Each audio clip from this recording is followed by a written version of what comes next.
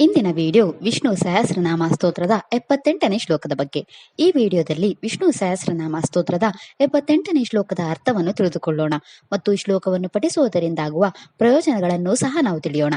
ವಿಷ್ಣು ಸಹಸ್ರನಾಮ ಸ್ತೋತ್ರದ 78ನೇ ಶ್ಲೋಕವು ಹೀಗಿದೆ. ಏಕೋ ನೈಕ ಸವಾಕಾ ಕಿಂ ಯತತ್ ಪಾದಂ ಅನುತ್ತಮಂ ಲೋಕಬಂಧು ಲೋಕನಾಥಃ ಮಾಧವೋ ಭಕ್ತವತ್ಸಲಃ. ಈ ಶ್ಲೋಕದಲ್ಲಿ ಭಗವಾನ್ ವಿಷ್ಣುವಿನ 12 ನಾಮಗಳಿವೆ. ಈಗ ಭಗವಾನ್ ವಿಷ್ಣುವಿನ ಈ ಪ್ರತಿಯೊಂದು ನಾಮದ ಅರ್ಥವನ್ನು ತಿಳಿದುಕೊಳ್ಳೋಣ. ಮೊದಲ ವಿಷ್ಣು ನಾಮವು ಹೀಗಿದೆ. ಓಂ ಏಕೈಸ್ಮೇ ನಮಃ.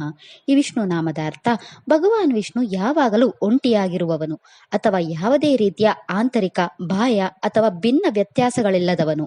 ಎರಡನೇ ವಿಷ್ಣು ನಾಮವು ಹೀಗಿದೆ. ಓಂ ನೈಕಸ್ಮೇ ನಮಃ. ಈ ವಿಷ್ಣು ನಾಮದ ಅರ್ಥ ಭಗವಾನ್ ವಿಷ್ಣು ತನ್ನ ಭ್ರಮೆಯಿಂದ ವಿವಿಧ ರೂಪಗಳಲ್ಲಿ ಕಾಣಿಸಿಕೊಳ್ಳುವವನು. ಮೂರನೇ ವಿಷ್ಣು ನಾಮವು ಹೀಗಿದೆ. ಓಂ ಸವಾಯ ನಮಃ. ಈ ವಿಷ್ಣು ನಾಮದ ಅರ್ಥ ಭಗವಾನ್ ವಿಷ್ಣು ಸೋಮಯಾಗದ ವ್ಯಕ್ತಿತ್ವದವನು. ನಾಲ್ಕನೇ ವಿಷ್ಣು ನಾಮವು ಹೀಗಿದೆ. ಓಂ ಕಾಯ ನಮಃ.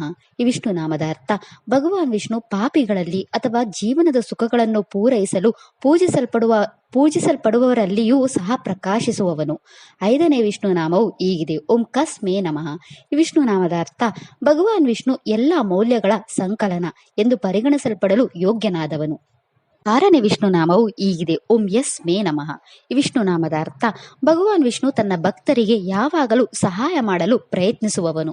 ಏಳನೇ ವಿಷ್ಣು ನಾಮವು ಹೀಗಿದೆ. ಓಂ ತಸ್ಮೇ ನಮಃ. ಈ ವಿಷ್ಣು ನಾಮದ ಅರ್ಥ ಭಗವಾನ್ ವಿಷ್ಣು ವಿಶ್ವದ ಎಲ್ಲಾ ಕ್ಷೇತ್ರಗಳಲ್ಲಿ ವ್ಯಾಪಿಸಿರುವವನು. ಎಂಟನೇ ವಿಷ್ಣು ನಾಮವು ಹೀಗಿದೆ. ಓಂ ಪಾದಮನುತ್ತಮಾಯ ನಮಃ. ಈ ವಿಷ್ಣು ನಾಮದ ಅರ್ಥ ಭಗವಾನ್ ವಿಷ್ಣುವನ್ನು ಹೆಚ್ಚು ಜ್ಞಾನವುಳ್ಳವರು ಅವನನ್ನು ಪಡೆಯಲು ಬಯಸುವಷ್ಟು ಉನ್ನತ ಸ್ಥಾನದಲ್ಲಿರುವವನು. ಒಂಬತ್ತನೇ ವಿಷ್ಣು ನಾಮವು ಹೀಗಿದೆ. ಓಂ ಲೋಕಬಂಧವೇ ನಮಃ. ಈ ವಿಷ್ಣು ನಾಮದ ಅರ್ಥ ಭಗವಾನ್ ವಿಷ್ಣು ಎಲ್ಲಾ ಜೀವಿಗಳಿಗೆ ಸಂಬಂಧಿಸಿದವನು. ಹತ್ತನೇ ವಿಷ್ಣು ನಾಮವು ಹೀಗಿದೆ. ಓಂ ಲೋಕನಾಥಾಯ ನಮಃ. ಈ ವಿಷ್ಣು ನಾಮದ ಅರ್ಥ ಭಗವಾನ್ ವಿಷ್ಣು ಜಗತ್ತನ್ನು ಆಳುವವನು ಅಥವಾ ಎಲ್ಲಾ ಲೋಕಗಳು ಅವನಲ್ಲಿ ಪ್ರಾರ್ಥಿಸುವವು. 11ನೇ ವಿಷ್ಣು ನಾಮವು ಹೀಗಿದೆ. ಓಂ ಮಾಧವಾಯ ನಮಃ.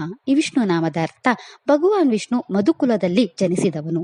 12ನೇ ವಿಷ್ಣು ನಾಮವು ಹೀಗಿದೆ. ಓಂ ಭಕ್ತವತ್ಸಲಾಯ ನಮಃ. ಈ ವಿಷ್ಣು ನಾಮದ ಅರ್ಥ ಭಗವಾನ್ ವಿಷ್ಣು ತನ್ನ ಭಕ್ತರನ್ನು ಪ್ರೀತಿಸುವವನು ಅಥವಾ ಭಕ್ತರ ಮೇಲೆ ಅಪರಿಮಿತ ಪ್ರೀತಿಯನ್ನು ಹೊಂದಿರುವವನು.